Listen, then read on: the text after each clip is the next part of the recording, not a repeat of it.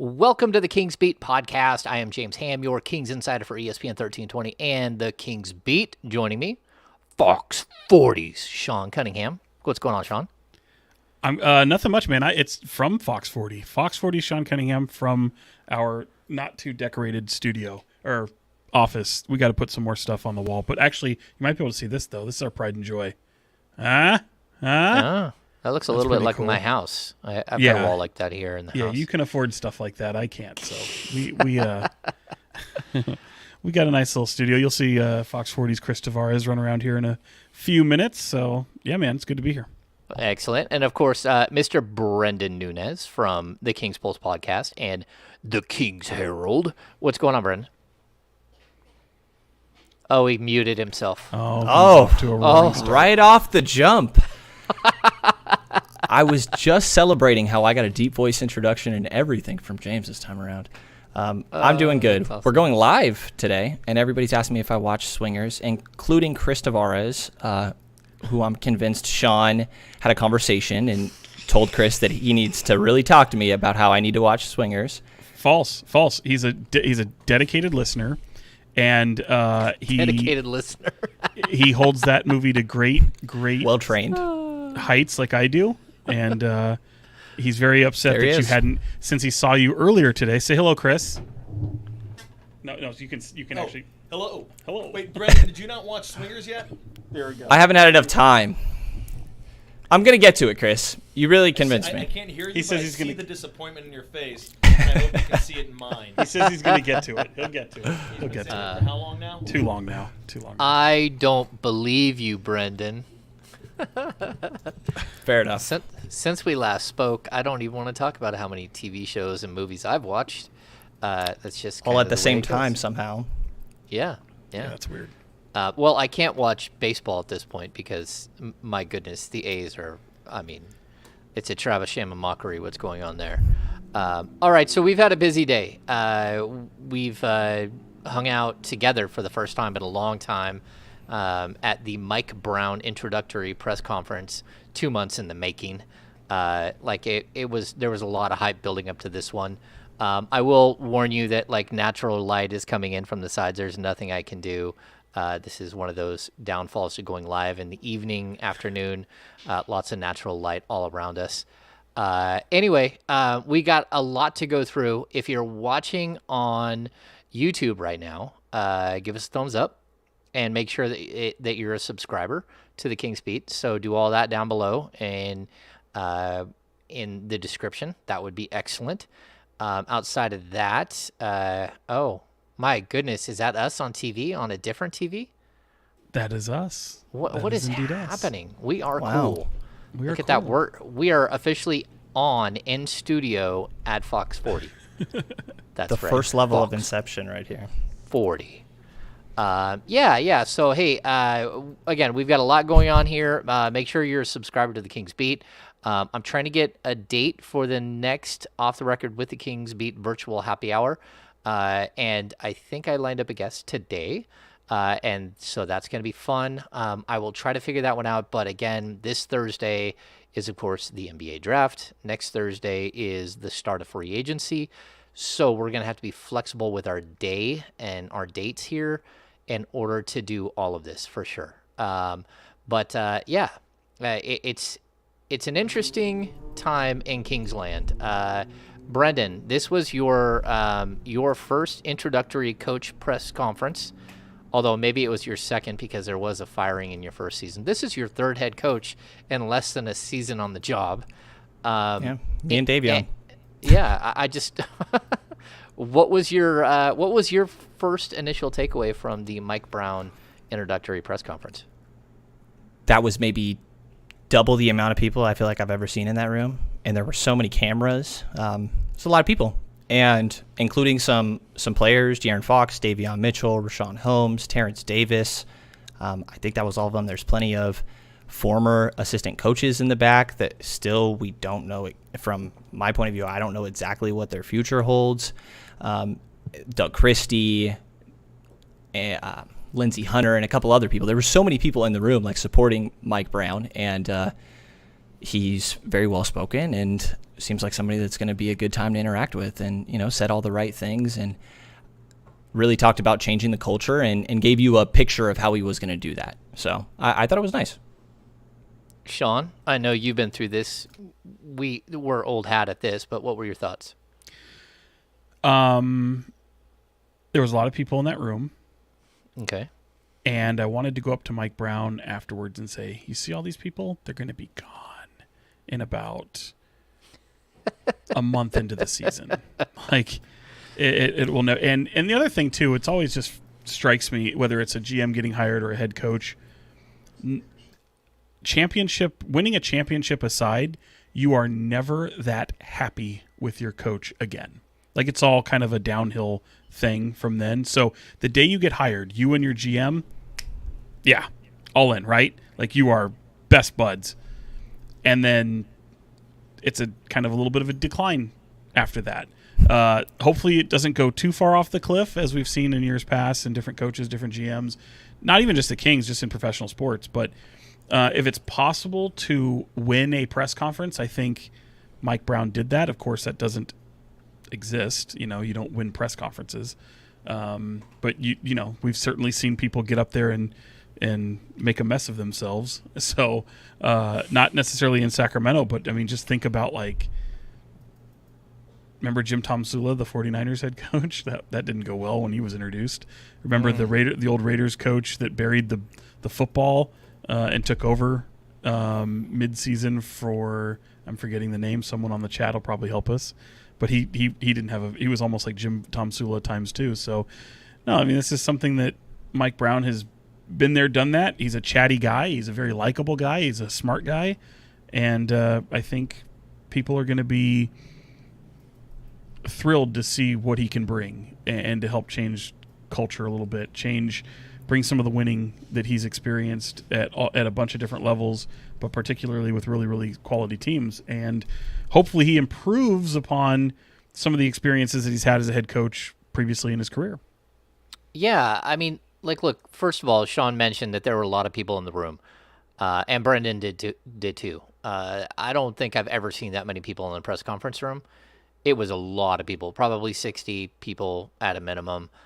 Some of it was media, some of it was training staff. There were a lot of people from a lot of different areas within the franchise there. Again, front office people. It was pretty wild. And we'll get to like day 2 of training camp, and we'll be down to like 4 people.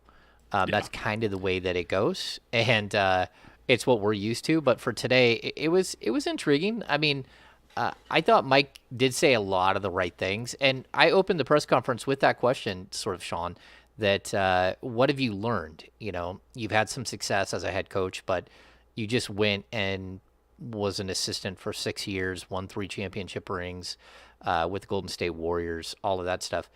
Like, you hope that he learned something from his first experience or his second or his third, but then also the gap where he went and became an assistant again.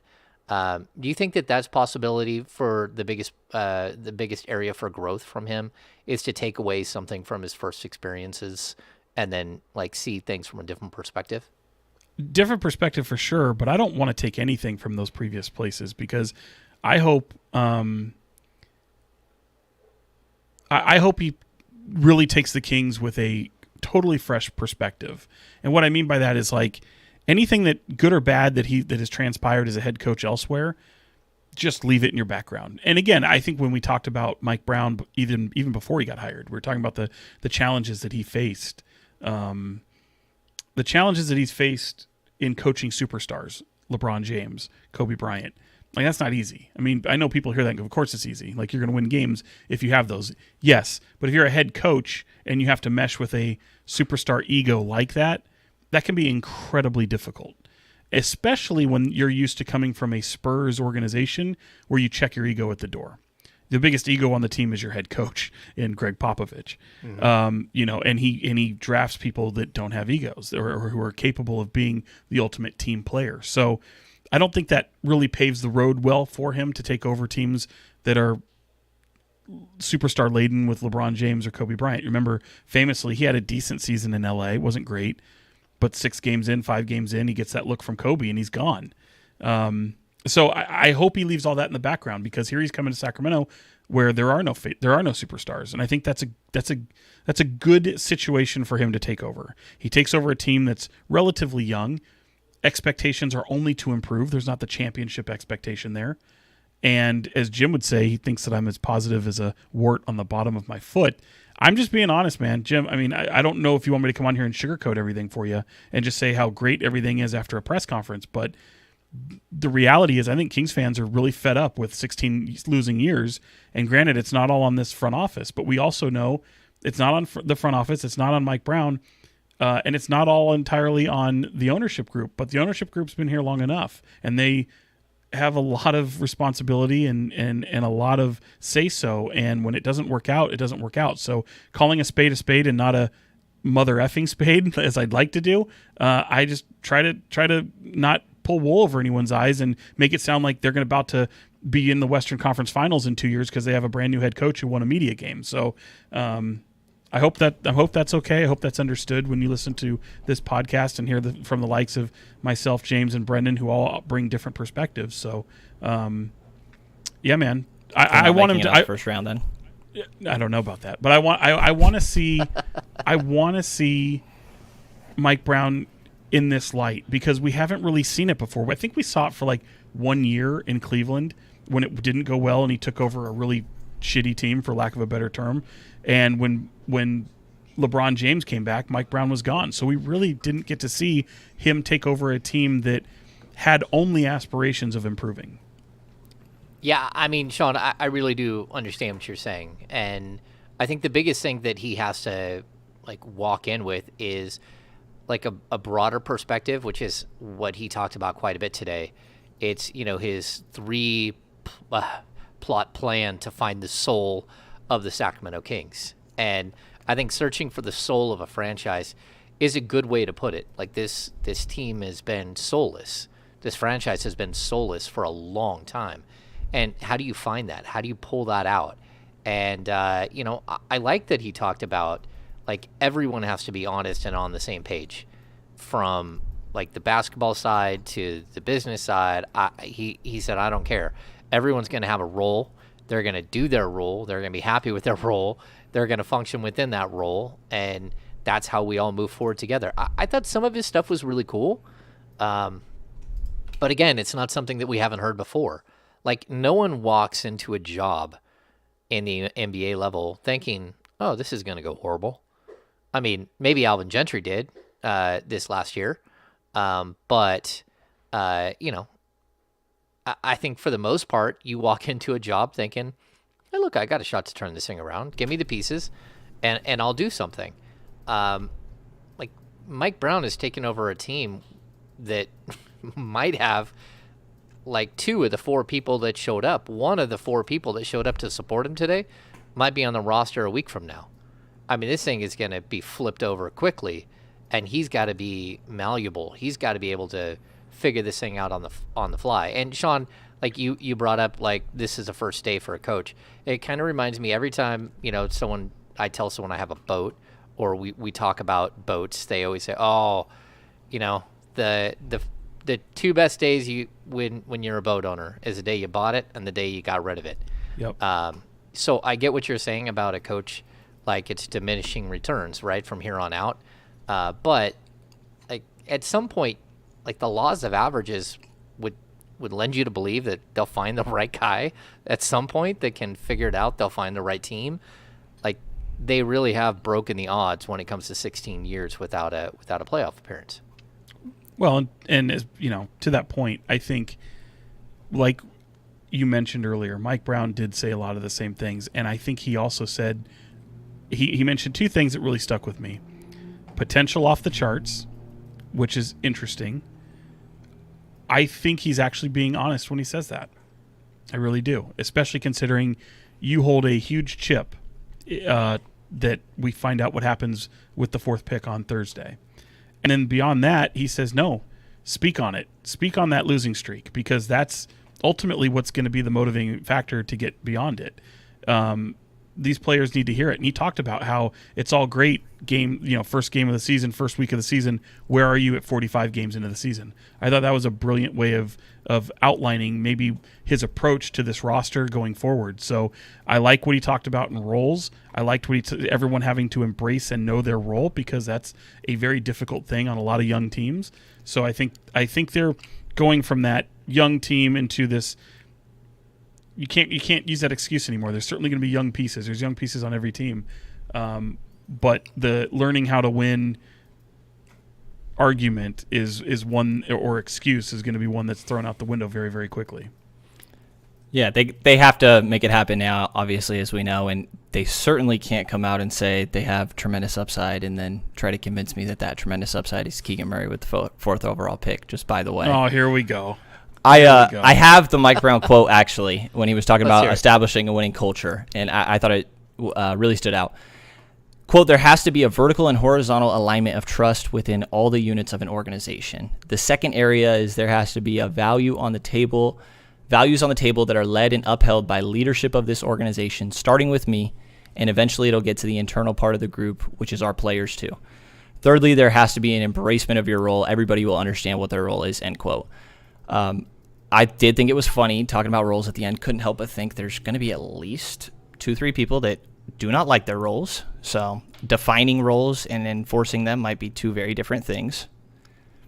But I like that he laid out a little bit of the game plan, and I like that he talked to getting to the players and having a little bit of support and leadership from the inside. He also pointed out De'Aaron Fox, specifically on the defensive end, when Fox, prior to being drafted, him and Mike Brown had, I forget what the exact run-in was. I don't know if you guys remember. And he talked about how Fox was such a good defender, he thought before.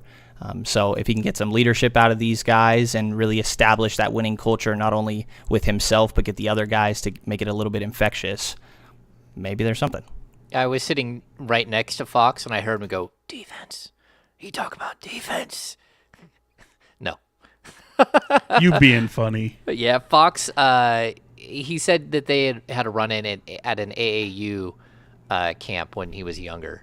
I thought that was interesting, too. And I also thought it was interesting he flew out to Sacramento on an off day during the NBA playoffs and actually met with De'Aaron and his family and, had dinner and broke bread and really, they had a good conversation, I think. And to be honest with you, De'Aaron Fox has been in Sacramento or around the Sacramento area a lot more this season than any other season that I've seen so far, because we've seen him not just in Sac, but also down in Napa with Domas and all those guys.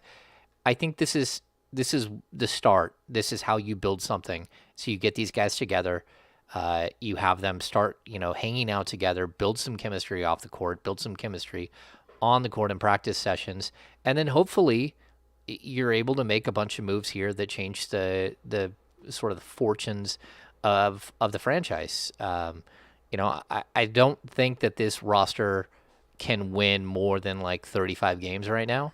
So Mike Brown is one element to improving this thing. You need to give him the other elements to make this thing work.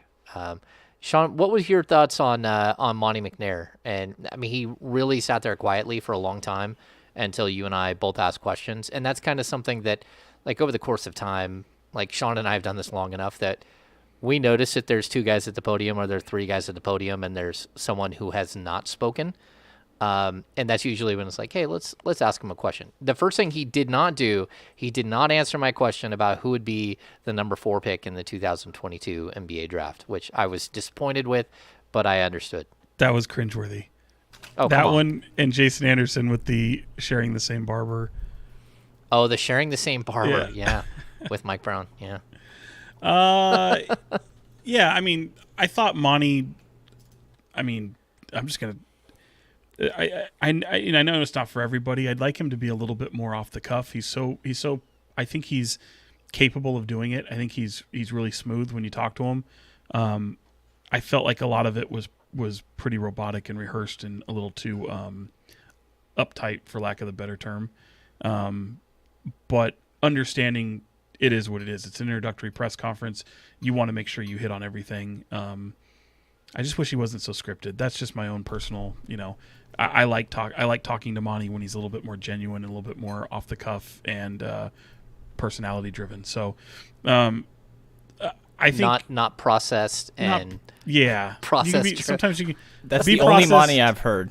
comprehensive and process driven approach. Yeah, I mean, again, like I just don't. It's fine, and I think Monty would probably smack me over the head and say, no, I need to do this because I need to be boring. I shouldn't be the guy that's the center of attention and commanding the room. And I get it because it's the GM and you have a role to do there. And it's all about Mike Brown that day.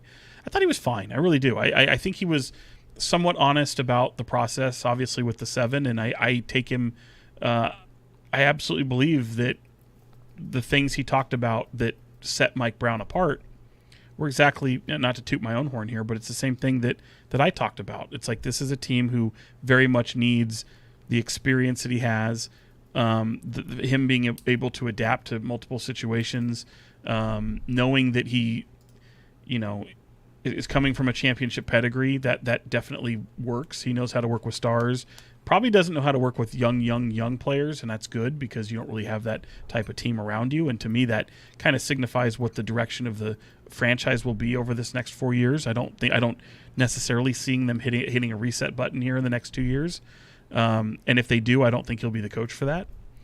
So I do like that. I think that was very honest in what he said about Mike Brown and checking the boxes that they had, especially among the 7.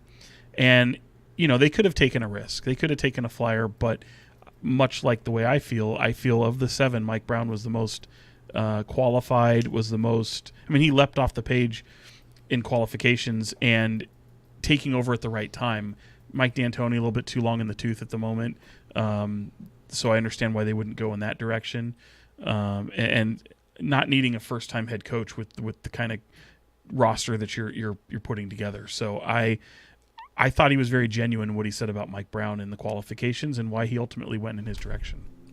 Yeah, the Mike Brown thing. Go ahead, Brenden. The robotic Monty McNair is the only one I've ever seen. I think I've only had about 3 pressers. The least robotic I've seen in him was, I think, today, actually, when Mike Brown made a joke about how he thinks Monty picks up more phone calls from Mike Brown than his own wife.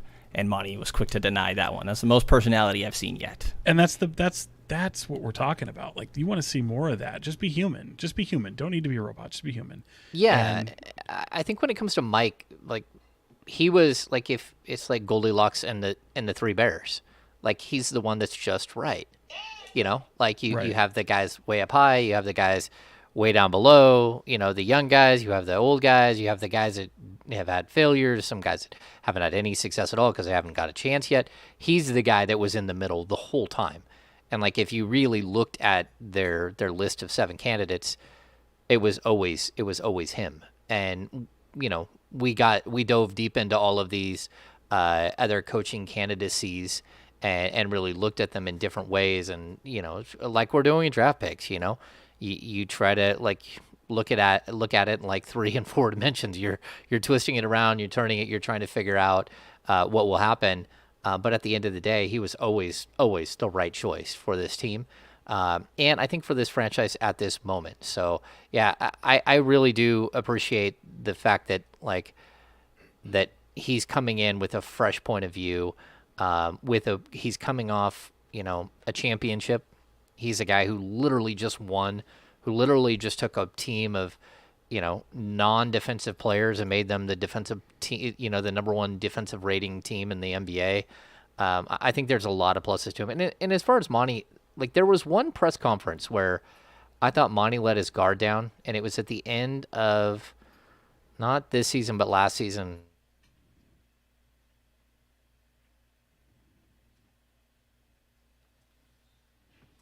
Oh, did we lose James? Oh, we lost James. I thought no. I was Is the it one just lost. you and I? It's just He's frozen. us. Hey, Oh buddy. my Hey, God. by the way, for people out there, did they happen to see the Mike Brown holding the trophy not safe for work video that was out there where he drops MFs? And that's my coach. That's what I would want. That was I did fantastic. not If see I'm a this. Kings fan, I'm looking at that going, that's my guy. That's who I want. That's going to lead us to the promised land. I don't even know if we're still... Somebody type something in the chat to make sure we're still here, but I can hear Brenden for sure. Yeah, they say James is- froze. I guess we got to keep this going, Sean. I don't know if he can jump back in without shutting the whole thing down. I'm That not is sure. a good point. So we'll find out. Oof. Yeah. Yeah, you got to. If anybody's seen that, you got to see it. It was great. It was really great. Mike Brown letting loose. The other thing I want to talk to him about. Oh, James is back. There I'm he back. is. Sorry about that. Yeah, stupid internet. Okay, Brenden, don't talk about him now. He's back. Never happened. Never happened. He won't know. He's here. Yeah. Yeah. We were just talking about how the not safe for work Mike Brown viral video of him holding the championship Oh, trophy. yeah, dropping and, the F-bombs. Oh, it was so good. If I was a Kings fan, I'm going, that's my coach. That's my coach. Yeah. I like seeing that. I totally agree. I totally Yeah. agree. And I was saying, like, the only time we've seen Monty drop his guard was it was last summer at the end of the year, his post season press conference, where I really, really thought he took blame, admitted things. I thought he was open. I thought he was, he went off the Yeah. script. Like, really, I did not do enough. We did not do enough. We weren't good enough. I really do think that's where he was original. And like Sean, like I've had plenty of conversations with him off the record, and a lot of times he is guarded. And then there are other times where he kind of like relaxes. And you have to read between the lines with him a ton. But Well, that's what I'm talking about, James. I mean, we can talk. We can go up and talk to him. He's approachable. He's easy to talk to. And I think when it's like that, I'm not trying to hammer him, but it's like I think it goes a long way even with the fan base when you don't go up there and just read a prepared statement and just things like that. And the I think the spontaneity of the press conference and interacting with Mike, I think that's a good thing. It is what it is, and I think he's trying to be calculated. I think he wants to be that way, but I enjoy it the other way. And it's no slam to him. I just think it goes over a little bit better. yeah, we went from Vlade to him. It's Yeah. it's jarring. And Wes is a little more off. And Jeff is Petrie, 100 times. James, off the cuff. I don't remember you. I don't think you had Jeff. Yeah, because you had Pete. Pete was your first GM, right? Or did you have Jeff? Yeah, I was with Jeff for 3 Okay. years. Yeah. And Jeff was about as boring as paint drying, but he was. And then he would tell bad jokes and then Right. laugh at his own bad joke, and everyone's just sitting there like, damn, you really do think you're smarter than all of us. I mean, he is. He went to Princeton, and yeah, He did. he did. But Jeff was, he could be calculated, but it was also off the cuff a little bit, and he showed personality. It didn't. I didn't think we'd go down the rabbit hole, but I don't want to make it sound like I'm slamming a guy who's just uncomfortable with being in front of the cameras. But I would like him maybe just to show off the personality a little bit more and not be so buttoned up. But I think he would probably tell me, no, that's by design, that's premeditated, and that's the way I should be. So that's all. Yeah, and I get it. I mean, I'm same as you, would like to get more from Monty. I think it'd be more enjoyable to interact with him. I think the fan base could really grow to like him as a person and understand him as a person a little bit more. But I'm going to kind of go with the cliche. If he just made a really good roster, I think the franchise would love him just the same. And maybe Mike Brown is the start of that, and he's the personality and kind of the infectious culture. But we don't even know what this roster is going to look like that Mike Brown is apparently establishing a culture with. So Thursday is going to be a big starting point for that.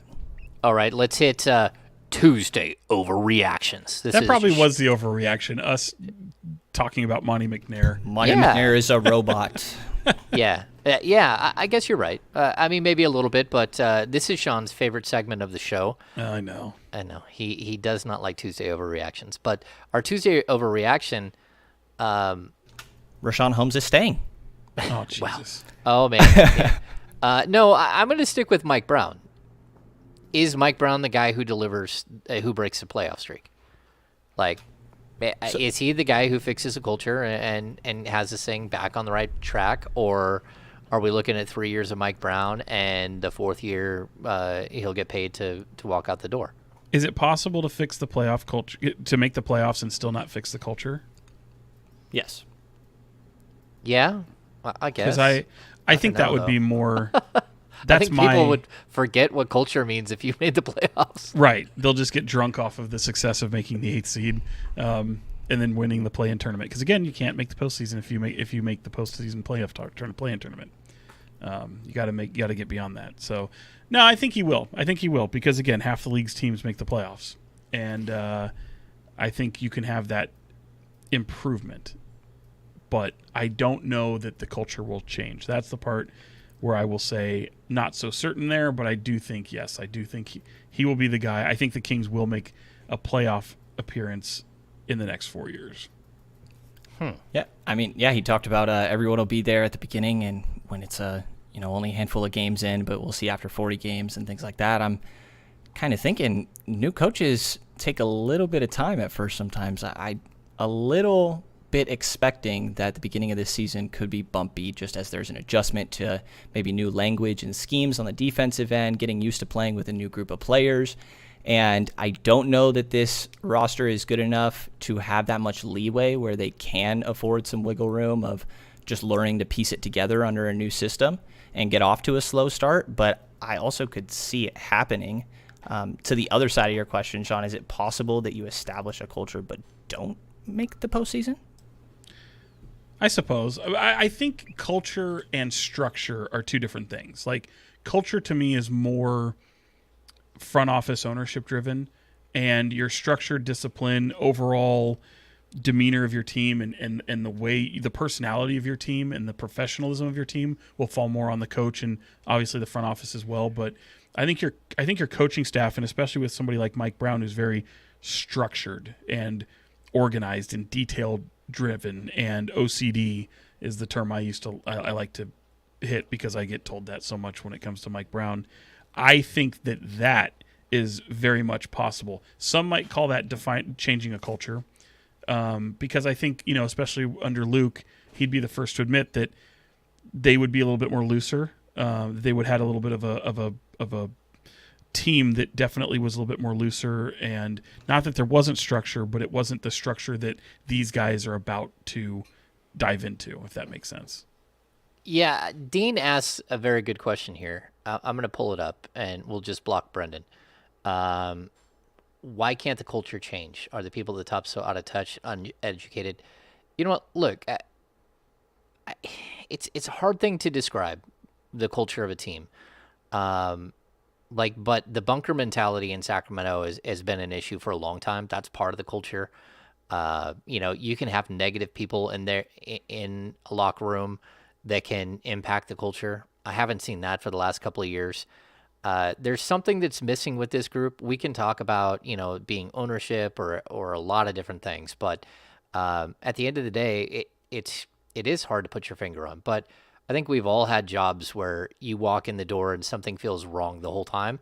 And then we have other jobs where every time you go in, you're like, I don't care if this is working or not. It just feels good. Like everyone is having a good time. Things are going well. So you have to try to find the vibe that makes sense, but it has to be sustainable. Because I think that more than anything else, the culture of the Kings might not even be so bad as it is that it's not sustainable for 82 games. It fades hard, and when times get tough, a panic button is hit every time, and people get traded or people get fired. There's always a moment where a good franchise will ride out something negative that's happening around them and within their walls, whether it's losses piling up, whether it's some bad chemistry on the court, whatever it might be.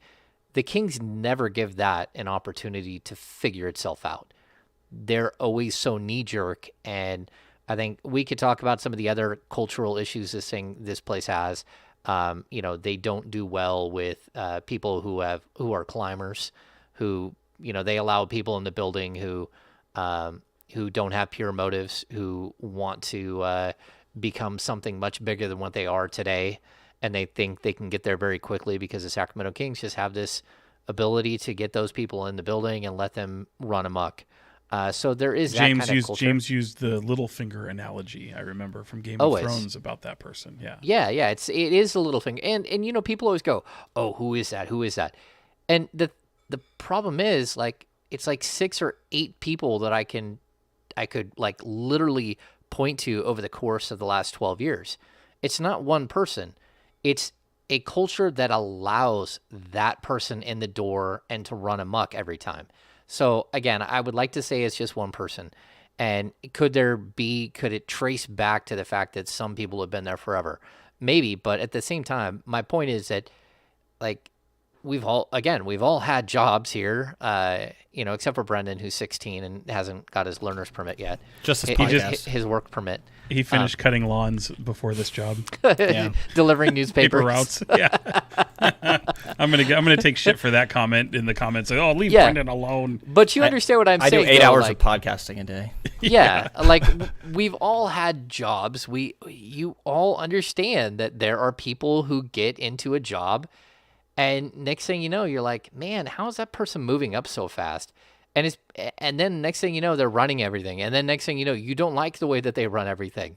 There's always that potential in any job to have that person, and so the Kings just aren't good at recognizing it and then like clipping it as soon as it happens. Like, again, and my point with Littlefinger is he lasted to like season 5.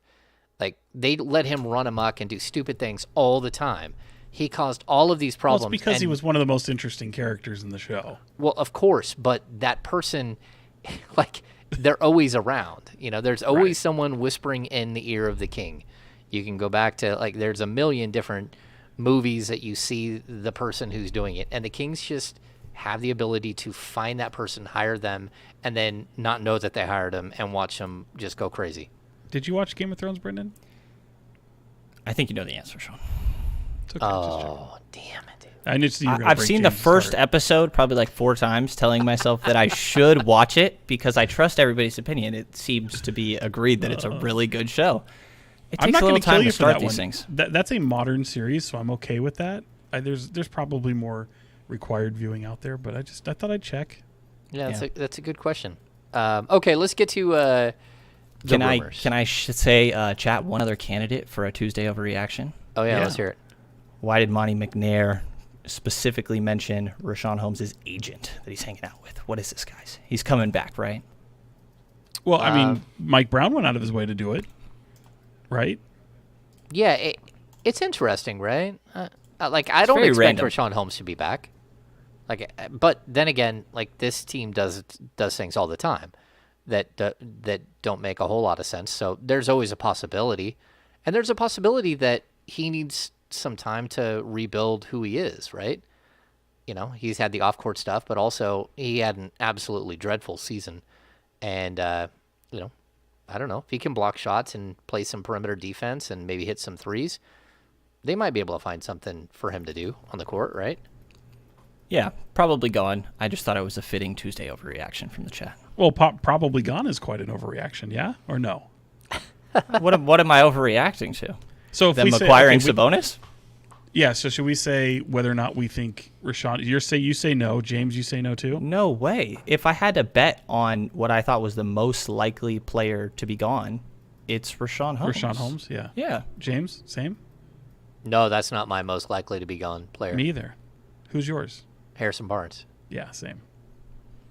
Yeah. Is that league-wide value? I picture a world. I wouldn't bet on it, but I can picture a world where Rashawn Holmes is still on the team. Do I think it's going to happen? Would I bet on it? No, but I could still picture that. Yeah, I mean, Sean and I had this debate last year over Marvin Bagley, and Sean proved to be right that they did start the As season usual. with Marvin Bagley. And again, it was an issue that they couldn't get rid of Marvin Bagley, just like there could be a point in this offseason where they can't find a taker because, what we're going to see here is I'm pretty sure we're going to see musical chairs with centers around the league. Like, there's a possibility that Gobert and Vucevic and Clint Capella, all of these guys start changing. DeAndre Ayton. You think Like- Vucevic too?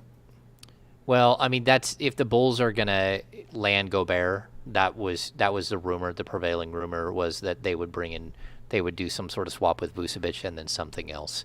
I'm not sure if that will work out or not, but like I think that there will be some musical chairs here with bigs, and then even like Mitchell Robinson, will he be back with the Knicks? Like, there's enough big men that you're like, okay, what if what if he doesn't fit anywhere? What if there isn't a team that's willing to take on a $10.5 or an $11 million contract this next season? So there is that possibility. I would hope that they could find a taker for him on draft night, but you just never know, right? Yeah, can I ask about this a little bit? I feel like it would be not learning from your mistakes. Like last season, My impression was that the weirdness in the air was Buddy and Bagley are still here. They don't want to be here. The expectation was that they were probably going to be gone this offseason. Luke Walton probably had some of that same expectations with, at very least, a lot of the fan base.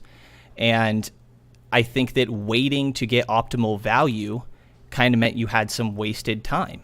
Playing Marvin Bagley when maybe that's, who knows if that's what they would have done if they were just trying to win as many games as possible, or what the exact motives are. Like, I think if you're just holding on to Rashawn Holmes because you're waiting for what you view as like the best value, I don't know, maybe Holmes plays that role and accepts that, right, and is more patient in a way that Buddy and Bagley weren't, because they're vastly different personalities.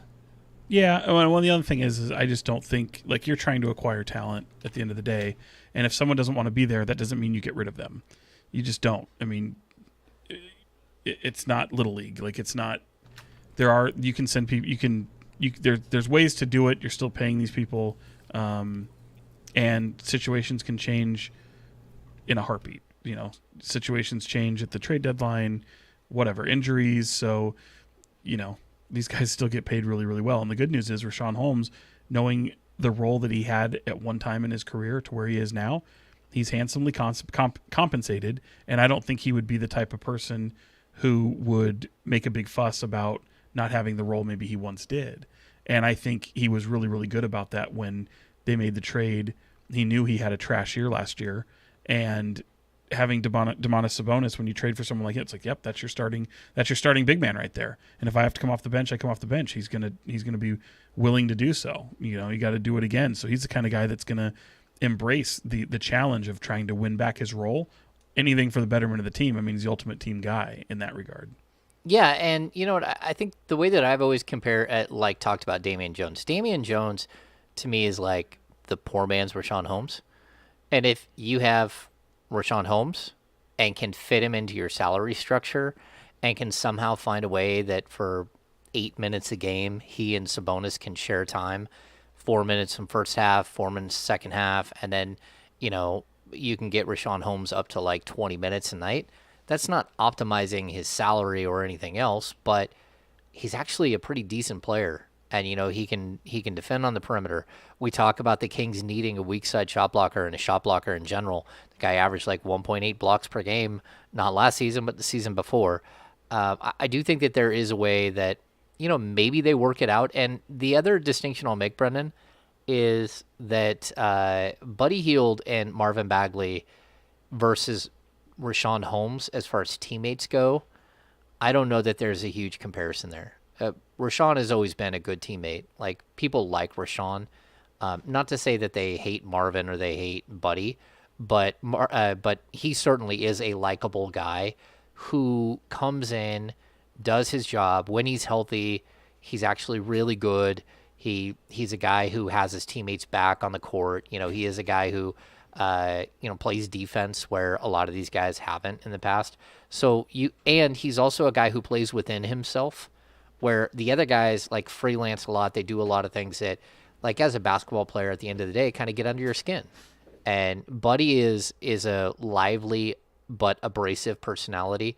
Marvin had too many things going on off the court that bled into the locker room, where, you know, literally De'Aaron Fox is calling out his dad on social media. Like, those things aren't conducive to winning and make things awkward. I don't think you're going to have the same situation with Holmes, especially, you know, once we've cleared this hurdle of his off the court issues. Yeah, I guess. Good question, though. Good question.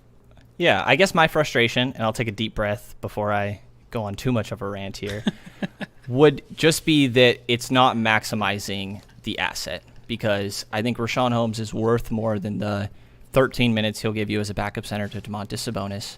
I don't personally see Sabonis and Rashawn Holmes as a duo that works playing together, even in spotty minutes.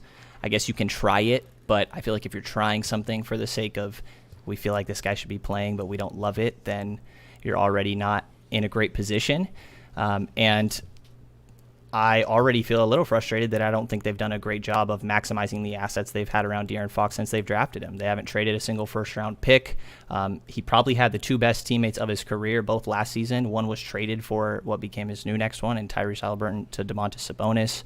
He's dealt with maybe double as many head coaches as I have at this point. Countless assistants, like so much turnover. And I just think that using all your assets to capitalize on this moment, because it seems like you're putting everything into right now, even though they're not throwing the future away or anything like that. Not using an asset like that to me would be disappointing. And maybe it's because I'm assuming a little bit that there, at very least, would be a mediocre offer out there, could like a late first round pick or some other contract that you don't love but you like to fit better. Yeah, the offer has to be there. Right. And so does the value. And to your point, Brenden, I think you have to understand that like what you tip off the season with is not what you finish the season with, right? So it's a huge process. Like it's not like you have to run and get everything done by opening night and then it's like boom, that's our team. That's what we're doing. Rashawn Holmes, you know what I mean? Like you might have to identify mid-season. Like, okay, this is the value for Rashawn Holmes now, but we know we have a better value of Rashawn Holmes if we project mid-season when teams might be desperate. Injuries happen. Teams are out of it. Some teams are contenders that didn't think they would be contenders. And then, holy shit, maybe it actually works. Maybe you have Sabonis and Holmes, and all of a sudden you have a sample size where things are to a positive, to that maybe you didn't anticipate before. Maybe Rashawn plays better than he did last year, and a big result of that is moving the ball through someone like Sabonis. I'm with you, Brenden. I wouldn't count on that. I'm just using it as an example, but that's kind of some of the calculus that comes into it. It doesn't have to be this finished product by opening night. And if you're a GM, you can't think of it in terms of I need to do all these things season to season to season. You got to play the long game on it. I mean, that's how things happen, you know. And I think he is an asset. I think he is something that teams will have genuine interest in. But I don't think they're going to put themselves in a situation to fleece themselves, if that makes sense. Yeah, and I'll say this too. I also think that there's a possibility that you get done with the draft in the first 2 days of free agency and your roster looks completely different, and then you have a moment where you move Rashawn Holmes for a player that maybe you didn't think you needed 2 weeks before, or maybe you didn't think you needed on draft night or coming into free agency. Let's go back to last year where the Sacramento Kings, the day before the draft, traded for Tristan Thompson. 2 days later is the start of free agency because it was a whack like offseason again. And you no longer needed him after the first day of free agency when you re-signed Rashawn Holmes and you were able to land Alex Len. So you know what I mean? Like there are moments here that we think are like super crucial, like the draft, like the day of the draft. But then there are a lot of other moments that are coming that can actually like completely morph the look of your franchise. And you need to be a little nimble and ready to make a move when it's right for your team. It doesn't always have to be like, hey, look, we're making 6 moves and we need to include him in one of those 6. Like there could come a point where he becomes a lot more valuable if, you know, a Vucevic or, one of these big, even like a Jokic goes down for an extended period of time. All of a sudden you might be able to go get something much bigger than you could before because someone needs a center to stay in the race or something. Could he lose value though? Of course he can. Like he could, get just further and further removed from those great seasons he had and just not quite be the same guy because he's coming off the bench and only getting 13 minutes a night, and other organizations realize the Kings have no leverage. Yeah. Like it could go the other way, right? He lost value last year. Are you kidding? Yeah, I mean, he lost a ton of value. So, all right, let's get to the big talk of the day, the big talk of the last couple of days. And that is the potential for John Collins to be a Sacramento King. And before I do that, let's make sure that if you guys are watching here on YouTube, subscribe to the channel if you can. Give us a thumbs up. That always helps us. And we got, I think it's 283 people in here right now, which is cool. Maybe we'll get up more than that. But certainly if you're in here, hit that thumbs up button. But John Collins, he seems to have been attached to the Sacramento Kings for like the last 3 years. They probably should have just drafted in the 2017 NBA draft instead of Justin Jackson, and then we wouldn't have to worry about this whole situation. But Collins is a player that, like, there's all kinds of reports here, but like doing some research and talking to a few people, I've told everyone for a while now that John Collins is completely available from the Atlanta Hawks. It seems like the Sacramento Kings are trying to acquire John Collins without giving up a first-round pick, without giving up the number 4 pick, and I have that confirmed through a couple of different areas that the number 4 pick is not included in this discussion. So they're going to have to give up something, and that something is Harrison Barnes, but it's probably going to be Harrison Barnes and fill in that blank, whether it's a couple of second-round picks, whether it's Davion Mitchell, whether it's a player that people like and don't want to see go away but could still go away. Where are you guys at with John Collins as a future Sacramento King, whether you think it will happen or not? I justify John Collins to myself and can talk myself into it. I don't love it. I think it could work really well. I'm a little skeptical of a team like Atlanta that needs a player like John Collins wants to move on from him. I know their cap situation is complicated. I think if John Collins was really good, you would just want to keep him. There's more team control, obviously, that the Kings would have. Maybe there is a higher upside with John Collins that we haven't seen unlocked alongside Trae Young, and maybe that can happen as more of a cutter alongside Fox and Sabonis. I think offensively it makes a lot of sense. I like the spacing, I like the three-point shooting you get from John Collins. He's a really good cutter. Transition game would be as fun as it gets in the league. Defensively, John Collins doesn't really do it for me. I actually think that Collins is a little bit of a negative defender, not someone that's constantly targeted on that end or anything, but I got a little bit of an impression that he improved last season as I looked more and more into it. I just didn't see it. The weak side rim protection isn't there. And I know the Kings are searching for this rare 40% three-point shooter and weak side rim protector, and you're probably not going to get both. But I would like somebody that's a little bit of a better defender than John Collins.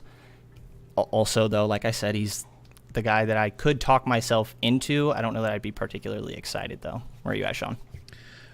I like John Collins. I think it's just a matter of what I'm giving up. And I'm glad it's not the 4th pick, likely. It's not something that I factored in. I think we talked about it last week, where if I'm talking the 4th pick and we were talking like a handful of names, some of the ones that have been reported, most of them on the surface, I just said, no, to me, it's not worth the 4th pick.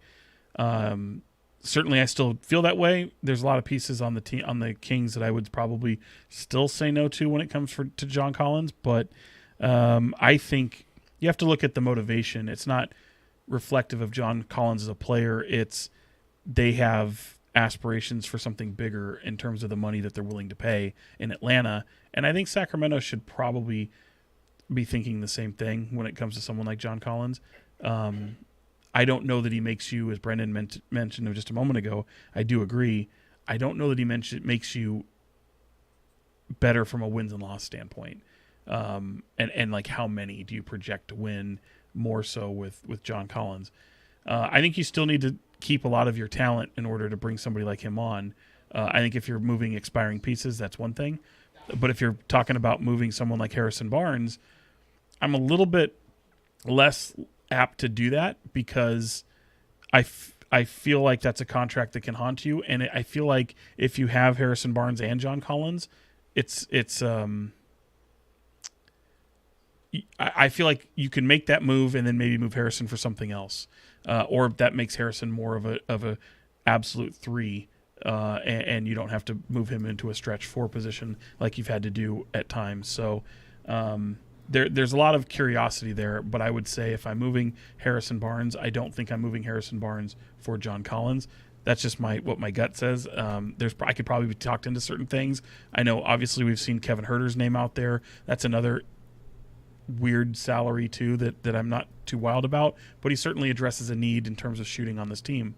Again, you're not really getting better defensively though, so if you have the two of them to an already bad defensive team, you're going to be really that's going to be a tough sell. So it's a tough one to talk yourself into at the end of the day if you're giving up Harrison Barnes as well. Okay, so I'm going to take it a totally different. Like, I would trade Harrison Barnes for John Collins right now without any question. And for me, it's that Harrison is 30 and Collins is 24, 25. Right. Basically, in my opinion, you're getting the same level of player. Like, we're kind of talking about apples and apples. Like, we're talking about a different position on the front line, a power forward versus a small forward. I think I could make the argument that John Collins is he's certainly a higher ceiling player than Barnes at this point. But the Kings need the Harrison Barnes quality player. And if you're dropping back 4 years, 6 years in age and acquiring him and basically paying what you paid Harrison Barnes the first year that you got him, especially if you look at the league dynamics where the salary cap has gone up, it's basically the same thing as when you got Harrison Barnes. So I'm okay with dropping back 5 years and getting younger as far as that position and locking the money into the same caliber of player. My point will always be that that's not enough. Like, I really like John Collins, and I hope that he is the Sacramento King because I think he makes a team better, and he's a guy that I do believe that he would work well with Sabonis and Fox. He can get out and run. He can shoot the three. He's great in the pick and roll. He would be a great cutter for Sabonis to find. He's really active and a high flyer. But at the same time, if it's him and Jaden Ivey and that's your offseason, that's not enough because you lost Harrison Barnes. So basically you swapped out the two players at least next season. It's not enough to make some gigantic leap. So I'm all in on John Collins, but it's got to be more than just a John Collins summer. It's got to be you need a second version that is John Collins or Harrison Barnes. You need to find a small forward, a starting small forward that can play 35 minutes a night and anchor a defense and do all that stuff. And M brought up, I don't know if it's M or EM, I don't know, one of those names. The Matisse Thybulle is a guy that, I think a lot of teams would love to have. And if Philly is dangling him, that's somebody worth exploring. He's not a great offensive player, but certainly an absolute dominating defensive player that would be a welcome addition to the Kings. And as for Stephen Brown's question, the handsome gentleman sitting behind me here at Fox 40 is... Oh, you mean Chris Tavares? I think that was me was on looking the TV for him. I back couldn't find there. it. Yeah, I could. Did you see a Republic player up here on the TV? I thought that's what you're talking about. That's Chris Tavares. If that's who we're. Well, that's Chris. About. There's Chris. No, but I think there was a super tall dude. That's people kept seeing like A super tall dude. Yeah, super tall I'm guy getting kept scared that people are just right walking behind. Like he's wearing. He was just staring at you, Sean. I don't know. He had a hood on. It was weird. He's like a legit 6'8" Unabomber type guy. Like I don't know. Like someone works there. Anyway, I'm all in on John Collins in my opinion, but I agree with you, James. Yeah. And I think that in a vacuum, John Collins for Harrison Barnes is fine. That just can't be the highlight of the summer. I don't even think it can't be the only thing. That can't be the main move. I think that the entire time they've had Harrison Barnes, they haven't had anybody else like him. He's far and away the best wing that they've had in a time where wing is probably the most important position in the league, and it's just constantly been they need another guy like this. And swapping one for another, I'm a fan of getting more years of team control, and I agree there's higher upside. That just can't be the highlight. Maybe you go get a couple guys that are two other guys along with him that are similar caliber. Like I don't think Jeremy Grant is all that far off. You talked about keeping number 4 and adding a Jaden Ivey alongside him. Like that is a little bit better for me. John Collins can't be the highlight. I like the move in a vacuum, though. Okay. In a vacuum. In a I don't vacuum. know what that means, though. Did you All say right, he sucks? Like somebody sucks? No. I didn't say that. No, I know. I mean, the other thing, too, is looking at Harrison. I think if you've listened to us for anything we've talked about over the past couple of years on radio, I'm always expecting Harrison Barnes to be traded, and here he is entering the final year of his deal. So I do expect him to be traded again. And if it doesn't happen and it's an expiring deal at $18 million, I guess there's worse things to have fall off your books. I think you can get something for him, though. Yeah, I mean, I think that's the key to Harrison Barnes. Like, I really like Harrison. I think he's a good dude. I think he's great for a franchise. I think he's great for the community. He gives back. He does all of the things. He treats his body like a shrine. Takes care of himself. He's taught the young players how to take care of himself. There goes a tall guy. He just walked by really quick. I don't know who he is. He's tall though. At You least guys are lying to me. I didn't. maybe see it's anything. just a perspective thing. Maybe like don't your know. camera's facing in a weird way that makes someone much taller. Maybe Chris needs to go be an investigative journalist here and go find out who the tall guy is. So I guess let's get to the business of basketball. Like somebody, like I was talking to Vince Miracle, and he called it I think he called it the trickle down trade idea for the draft, and which is like what I've been promoting the whole time, which is to take the number 4 pick, move to 5, move to 6, and start accumulating assets. I think that chaos might theory, the chaos theory. the chaos theory. So again, like it's pretty well known at this point that Detroit would like Jaden Ivey. It's also become in the last couple of days pretty well known that the Indiana Pacers are intrigued by Keegan Murray and would like to move up to draft Keegan Murray. So I don't see why there's not a world where the Kings can move down to 5 and then move down to 6 and then draft at 6 or trade that pick outright for someone else. But like, where would you guys be if the Kings did something like just went from 4 to 5 and picked up either Jeremy Grant, which is going to be more expensive, and you trade him for expiring contracts? Maybe that's where Rashawn Holmes goes. And He's already for He's yeah, already. of course. He's like, Or I'm waiting for the Sadiq ladder. Bey. Somebody has their Kings beat bingo card and they Take your just shot. crossed off Everyone all of them. drink. Yeah, That's talked right. about movies, the And first then round. Once we get to the 5th pick, while Brennan is watching Swingers, you take the 5th pick, and because Indiana wants Keegan Murray, you swap to the 6th pick and pick up something like what we heard today. The Kings are looking for astronomical things like Malcolm Brogdon and Chris Duarte to move from 5 to 6. So you walk out of draft night with maybe you traded for John Collins, but also Sadiq Bey, Malcolm Brogdon, Chris Duarte, and the number 6 pick. And at number 6, you pick whoever you want. Do you think I'm absolutely crazy? Or is something like that at least make you go, huh, okay. Things that make you go, That one does. I mean, for me, India, I'm a pretty big Chris Duarte fan. I love Malcolm Brogdon, too. I like Brogdon. Yeah, but Brogdon, to me, the guy's hurt all the time. You know, it's just tough. I don't think the durability is there, and he's 29, and he's like a late to the NBA 29. It's not like he's put up like so many minutes that he would be like crazy, but like, I mean, you could like squint and see an idea, like a view of the Kings where it's like, and there's Molly squeaking, oh, like that's where what it's that was. yeah, where it's like De'Aaron I thought Fox. there was and- somebody laughing at us. Yeah, and Davion Mitchell, but also at the 2 you got Brogdon, you've got Terrence Davis, you've got, name that King. I think we've probably seen the best of Malcolm Brogdon, and that's okay.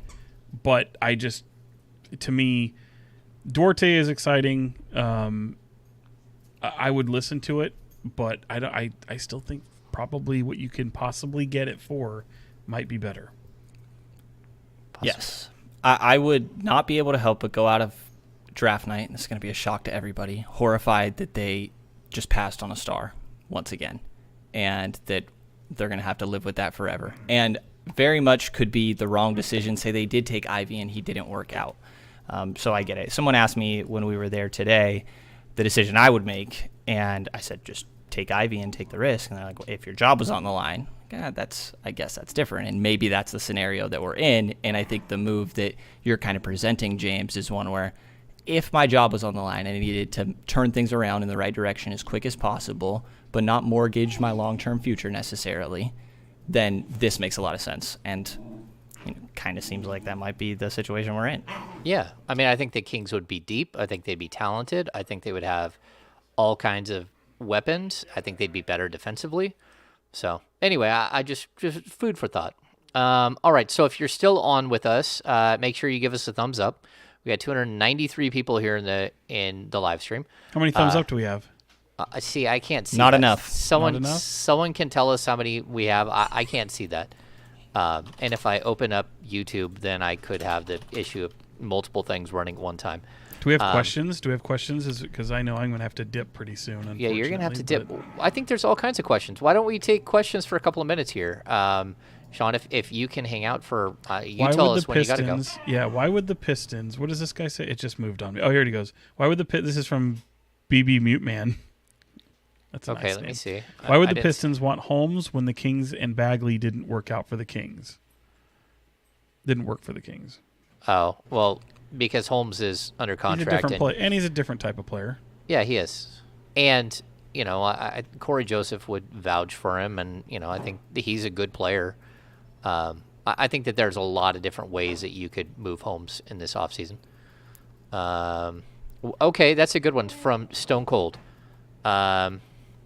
You guys, Brennan, go ahead and answer that one. Covers Answer Anything is- that I his can, face, the answer which is I anything love. I can nothing. move up to number 2. Yeah. The answer Will is they no accept a one. larger package that's more than 4 to move up to 2? Yeah, I don't know. Like, I guess Pascal Siakam is good. I don't love the shooting, but I totally see the talent. I could even be talked into OG Anunoby with a little bit more coming back from Toronto's side. Oh, you need more than that. Yeah. Oh, yeah, I mean, because they don't OG's have the a first. exact type of guy they need, right? Yep, but they don't have a first, and there's no way you're doing that without getting back into the first round. Right. It feels like most guys that I want to mention just feel unrealistic from the other side. Okay, here's a question. Do you think that there's variance from the expected top 4? Top 4, maybe. Yeah, do you think it goes Jabari, Chet, Paolo, Jaden? I mean, that's whatever. I think it ends up the top 3 go wherever they go, and then if the Kings are holding 4 and they're drafting it, in my opinion, it goes Ivy. Mm-hmm. I don't like even if it like I don't see any of the top 3 falling out, and if they do, you draft them, or you move Yeah. it, and all of a sudden it might be a little sexier than it was 10 minutes ago when it was just like a future all-star. right, and then you should have those conversations already about, hey, if any of these fall out for teams who might be interested in any 3 of those guys, you should already be having those conversations, because if it happens, and I wouldn't bet on it, but if it does, you need to know what the value of that pick could be, whether it's any 3 of those guys. Okay, so from Charlie Boltman, did the Christian Wood trade set the trade market for John Collins? Absolutely not. I say no because Collins is better. Yeah, like there's something with Christian Wood. I don't know what it is, but like he can't. Like if you watch him play enough, he was able to put up big numbers on a really, really bad team where it didn't matter. You just got to do whatever you wanted. And he's had some moments where he's just demolished the Kings, but so has everybody else. I mean, Jason Smith used to demolish the Kings every time they played, and most of you out there just said, who in the world is Jason Smith? Exactly. Let me ask you this before I get out of here. I'm going to probably bail after this. Yeah. What would you say to, whether it's Jaden Ivey, whether you're trading? I know someone brought up Donovan Mitchell. What does that say? Kokomo Candle says, would you trade Fox and first rounders for Donovan Mitchell? Let's just say you doesn't take Fox to get Mitchell, for sake of argument. He's a 6'1" guard coming in. Jaden Ivey's 6'4". You know what? Fox is 6'3". Mm-hmm. Davion Mitchell obviously is not very tall. Don't have a lot of length there either. Don't know if you have DiVincenzo back, but just knowing those collection of guys, and maybe you're trading for Donovan Mitchell, which I think might be a pipe dream, but how much is lack of size in your backcourt a concern at that point? Like, do you guys factor that in at all? I was having conversations over this past week, and I've had several people bring that up about, and I said, if you're going Jaden Ivey, I don't give a damn what's around him. You're drafting Jaden Ivey because you think he's going to be a star, that you think he's the best player available, and you couldn't get the type of package that you wanted. But that being said, you figure it out later. You figure out what it happened. But the big concern there was lack of size with a lot of people I talked to, and I don't know that factors. I think you just figure it out later. But I didn't know what you guys landed on that. Yeah, I wouldn't worry about it because I think Mike Connolly is a very similar size to De'Aaron Fox, and I think Fox is actually bigger, and I think Donovan plays bigger than his actual size. Right. I think Fox probably plays equal to or less than his actual size, but I think if they're engaged and they're playing well together, and those guys really like each other, they're very close. I think that they would be fun. I'm a little more worried about usage rate and 3-point shots and stuff like that than I am about the defensive side of the ball. But that's because I'm used to watching. I'm used to watching a team that doesn't play any defense. And Donovan Mitchell, just so you know, came into the league as a defensive, that's who he was. Mm-hmm. He's not a bad defensive player. He played very poorly in the playoffs this year, but he's never been a bad defender. That was just something that it kind of just they were exposed for some reason and couldn't figure that one out. Go ahead.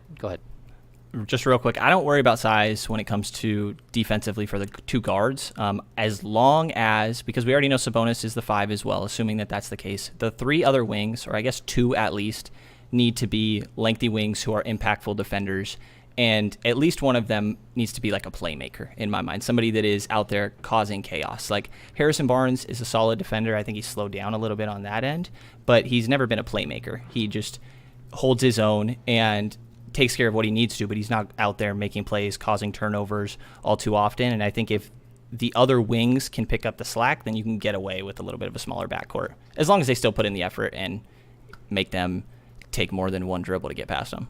Okay, Sean's got to jet out of here. Before Sean goes, it was not a good morning to wake up to see that Caleb Swanigan had passed away. Sean and I both covered Caleb. What a sweet kid. Just an absolute, before you pass judgment on Caleb, and we don't know what happened. I read natural causes on his death. That's what the coroner in that county determined. It was natural causes. Yeah, and Caleb, I mean, if you've seen pictures of him, even I think it was last year, he looked like he was probably pushing 450, 500 pounds. But his life coming into the league, what had happened to him as a child, how he made it to the league, it was just a stunning story. And an absolute sweet kid. And I really, really feel for his family because I can't even imagine the hole that's missing from their family. Sean, do you have any memories of him before you go? Yeah, I mean, memories for sure. I mean, seeing him down in the times he'd play Stockton Kings and just how much his teammates loved him. Everyone, and you see it here in the chat. Everyone referred to him. Bless you, Chris. Everyone referred to him as Biggie. He loved the nickname. He really did. He loved having a positive impact. I mean, even on the basketball court, he had tremendous workouts, and Kings people were raving about him.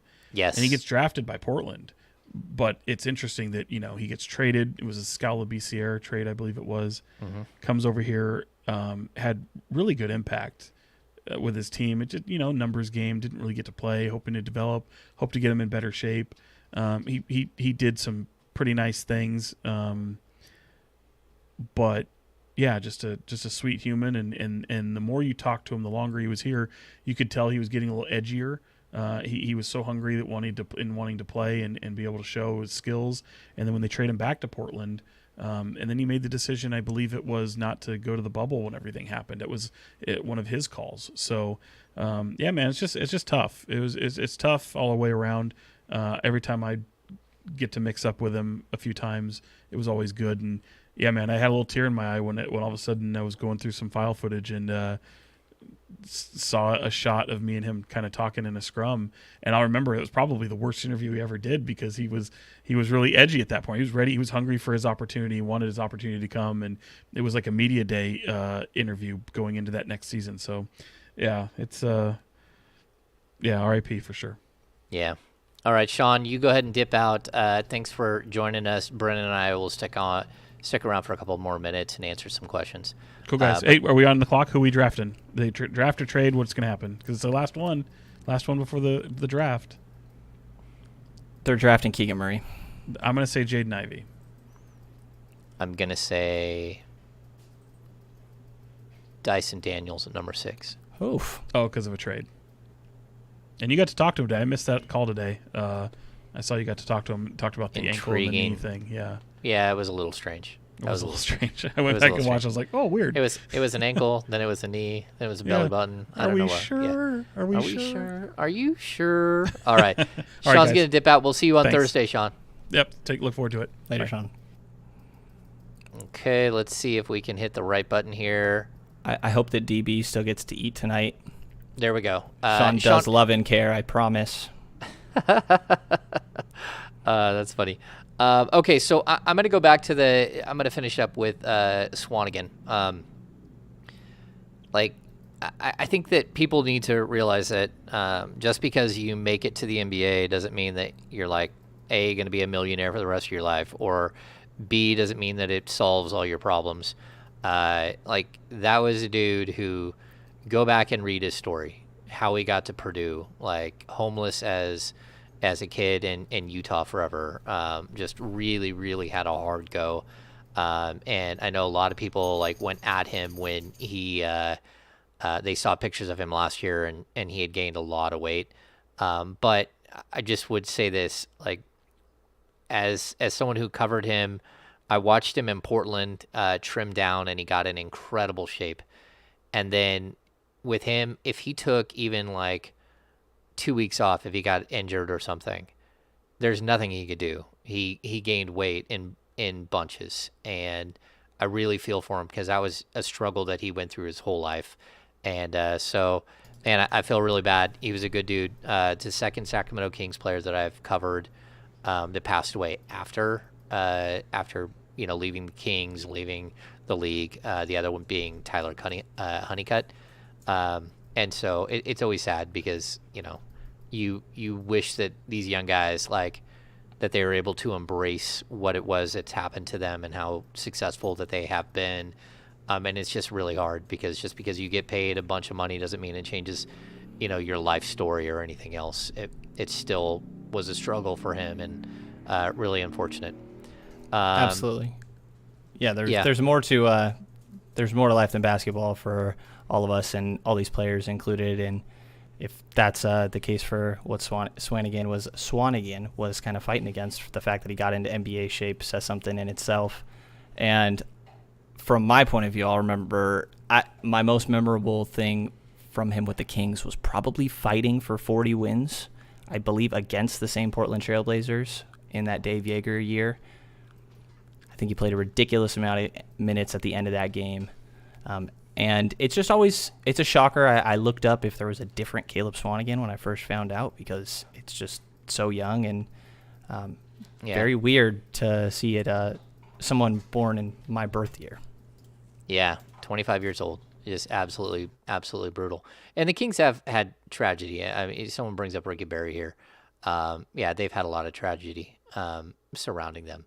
Okay, so let's get to some of these questions. I don't want to minimize that conversation, but let's talk some of this basketball through. How about that one from Dean? Would you trade number 4 for RJ and 11? I like it better than any of the other trade back options. I don't think that 6 and 5 are guaranteed to be that much better value than 11. I believe you said similar, that I think that part of the draft you could come away with a better player, and I do really like RJ Barrett. I don't think that he needs to prove that he's going to be a consistent three-point shooter and do a little bit more with the ball in his hands for that upside to kind of actualize. But I like the potential. I mean, don't love the fit, but I'm all for just taking a little bit more talent and kind of figuring it out and still getting back 11. Yeah. I mean, in 11, Jeremy Sohan might be there. Matari Eason, like there's going to be players there. Johnny Davis could be there at 11.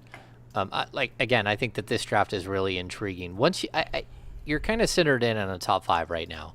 Like, I know we keep saying it's a 4-man draft, and I think the drop between 4 and 5 is tremendous. It is tremendous in my book. Like, you can go watch the players yourself. You can scout all you want, but like, I don't think I'm in the minority here in thinking that that there is a chasm between 4 and 5. And so I still think there's a fifth man in the draft, which is Keegan Murray. I think he'll go number 5, unless someone decides that they've just got to move up or they just have to have something completely different. He won't last past 6, and I can almost guarantee that. So once you get past 4 and 5, and like I was saying, if you were to do something like you trade to 5, and then you trade to 6, and you kind of move down a little bit, once you get to 6 and like that sort of plan, in my mind, it doesn't really matter who you take at 6. I think at that point, if you've added 2 or 3 rotational players, and all of a sudden you're looking at, a much stronger rotation, I'm okay taking a Shaden Sharp and taking a gamble. I'm okay taking Jeremy Sohan if you think he can be a Scotty Barnes / Draymond Green type defensive player who can pass and can do like all the little things. I'm okay taking AJ Griffin and seeing if he works out.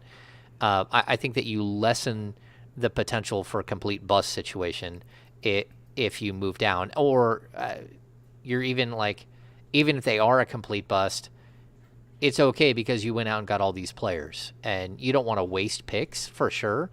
But I don't think anyone in the league, if you came out of draft night with again, we'll just say like Sadiq Bey, Malcolm Brogdon, Chris Duarte, and Dyson Daniels, or name that player at the number 6 pick, like I think the Kings would be considered winners in a lot of people's minds. Maybe not Brendan's, but a lot of other people's minds. They would be like, okay, that was a big time draft. And then if you somehow add John Collins, okay, that's a tremendous night for the Sacramento Kings, where they just swapped in 4 rotational players, 4 players in their top 8 who will play major minutes. Half of them are starters, maybe more, and then a really nice flyer on a young player, Dyson Daniels or a Sohan or whoever.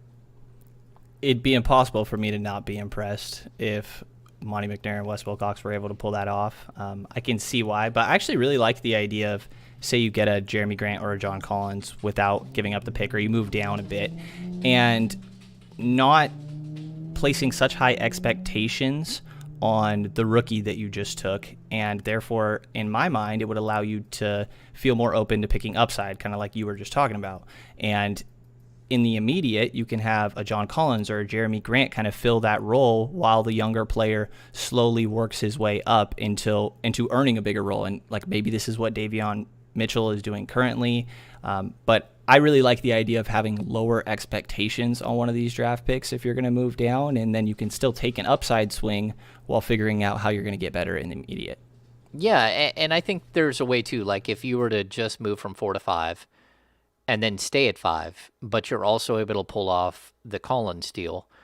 If you stay at 5 and you draft Keegan Murray and you're able to get one of their forwards, one of Detroit's forwards, and then you're also able to get John Collins, and all of a sudden you have a 3-forward rotation of Grant or Bay with Collins and with Keegan Murray.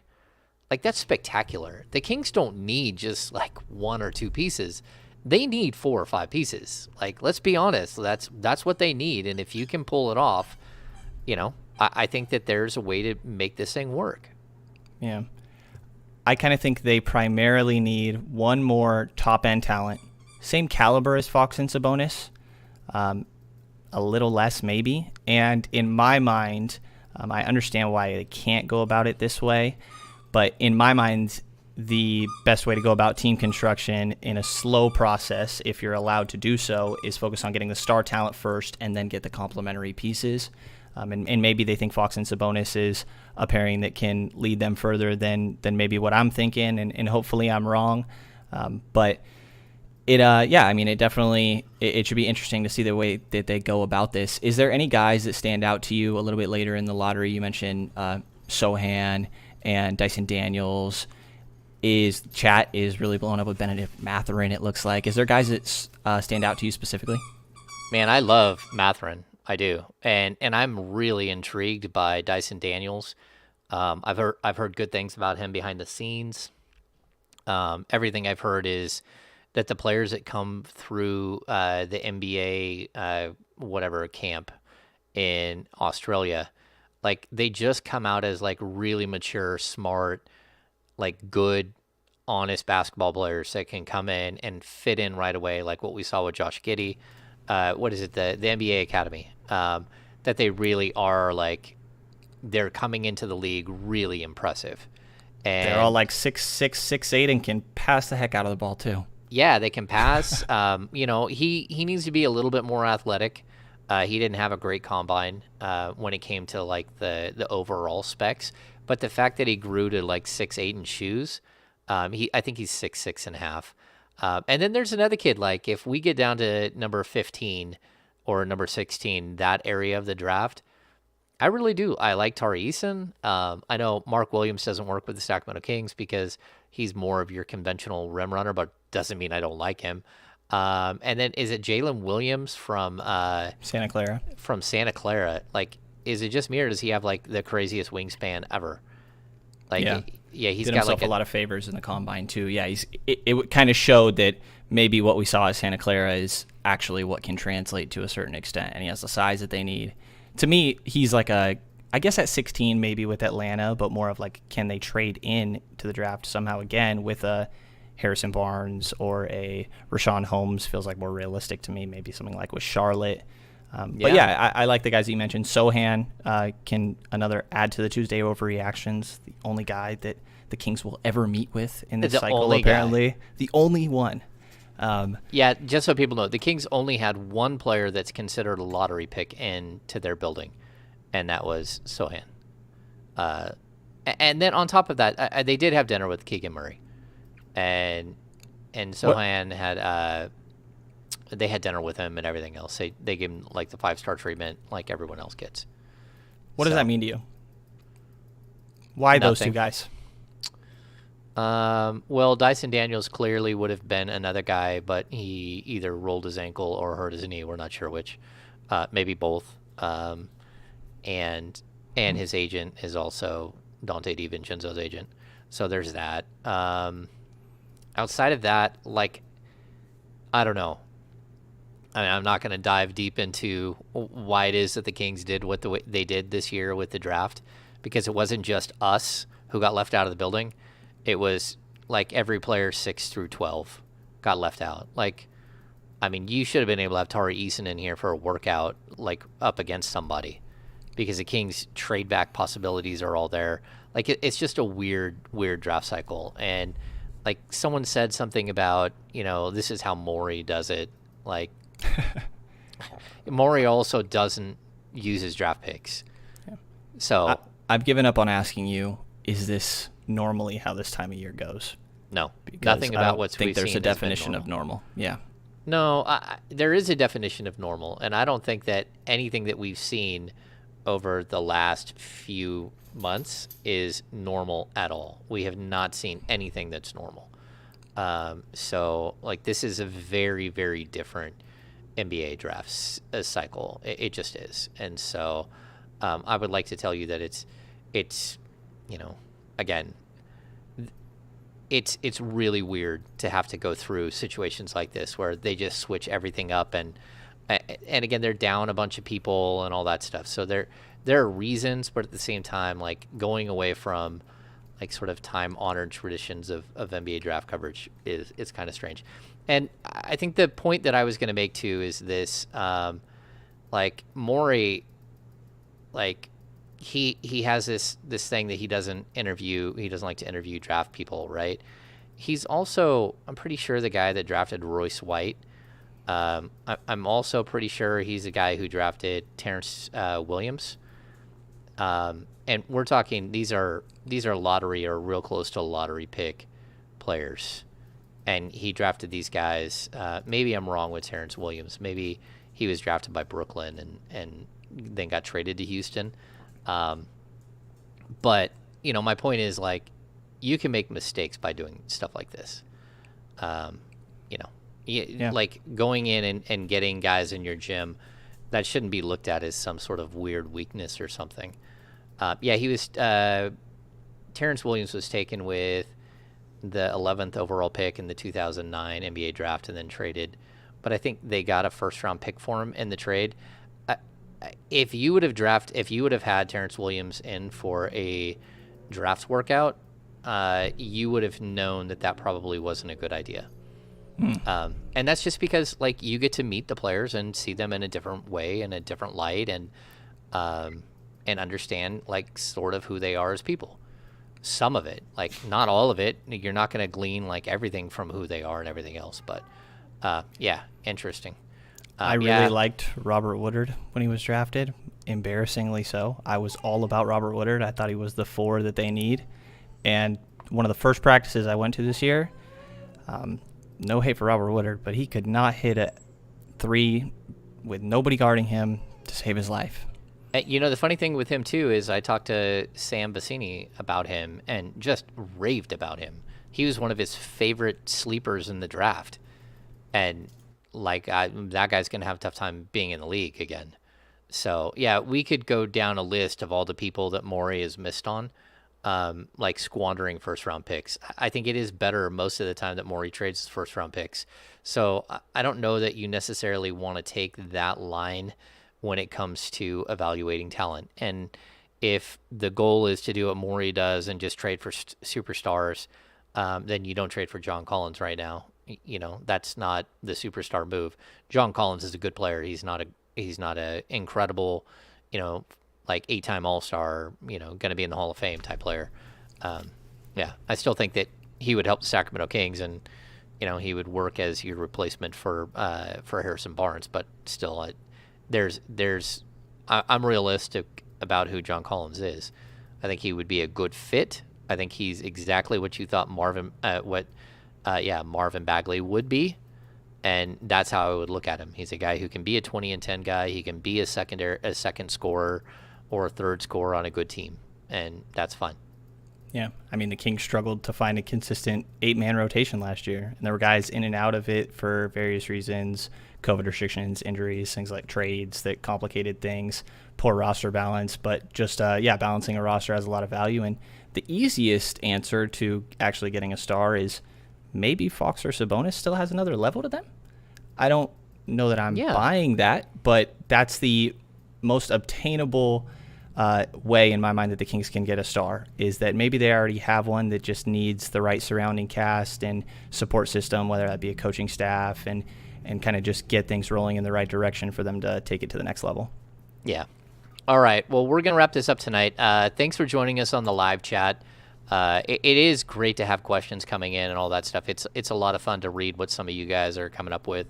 I didn't see DB like making awkwardness. Well, maybe you were out there, DB, doing some weird stuff with Sean, and I just missed it completely. Apparently, I have a junior prom tonight. Oh, you got junior prom tonight? Yeah. Yeah. Oh, all right. Yep. And everybody thinks that I just absolutely hate Keegan Murray. Not sure everyone why. Everyone thinks I hate Keegan Murray too, or Jaden Ivey. Like, no. Like, I like Jaden Ivey. Like, I think he's an incredible athlete. I just, you know, you already got a guy that's very similar, who has very similar deficiencies, and that's a problem. Yep. Like, it's really hard to kind of mix it up with those two. I don't think it would work, and maybe I'm wrong, and I would like to be proven wrong, but at the same time, the Kings are a long ways away from just being one top 4 pick away from being good. And you gotta use this thing, take advantage of this thing, in my opinion. All right, Brenden, do you have any final thoughts? No pressure. We've just been talking about this for months, so just don't mess this up, guys. Don't mess it up. Don't mess it up. I'm a little anxious. Okay, cool. I'm going to tell people, too, like, things heat up tomorrow from Sonny's adventures. I'll tell you this. Like, we're going to have to wait for the draft day. That's how this thing is going to play out, because we don't know if something weird will happen in the top 3. And if something weird happens in the top 3, somebody is probably going to make some move. Like, if Paolo Banchero falls to the Kings at number 4, if Chet Holmgren falls to number 4, your game plan changes dramatically right then. Like, whether you're going to take a player, whether you're going to trade with a different team, like, everything changes if that happens. And so the Kings will not make a move until draft time. They will not make a move until the Houston Rockets are off the clock, and then we're going to start seeing, craziness. And I think it's going to be a really, really interesting draft night. And it seems like every year there's one or two guys that nobody was talking about that all of a sudden it's like are on their way out the door, and it's inevitable. And you never know. Things change fast. They do. They changed fast last year, where Green went number 2 over Mobley, and Scotty Barnes went to number 4 over Jalen Suggs. Like, things happen. They happen quickly, and you need to be ready to move and to figure out your game plan on the fly. All right, that's going to do it for this edition of the Kings Beat podcast. We will be back on Thursday. We're still figuring that one out, but I think we're going to do a late night live pod straight from Golden One Center after the draft, after we get done with all of our media responsibilities, which means Monty McNair press conference, and if they draft a player in the top that's in the green room, we'll get them for a conversation. We got to wait until second-round picks are done, but we're going to try to do a live show next week. We're going to bring in a guest, I believe. I will also have an announcement coming on the happy hour in the next day or two, and we'll figure out when the happy hour will happen, and that will be a blast. So make sure that if you're still watching, thumbs up, subscribe to the YouTube channel, jump on board with the Kings Beat. We're doing amazing things, super awesome content, churning out nonstop, even though it's the off season. It's never really the off season in the NBA. So Sean Cunningham, of course, already left us tonight. So for Sean Cunningham from Fox 40 and Mr. Brenden Nunes from the Kings Pulse podcast and the Kings Herald, I am James Ham, your Kings insider for ESPN 1320 and the Kings Beat.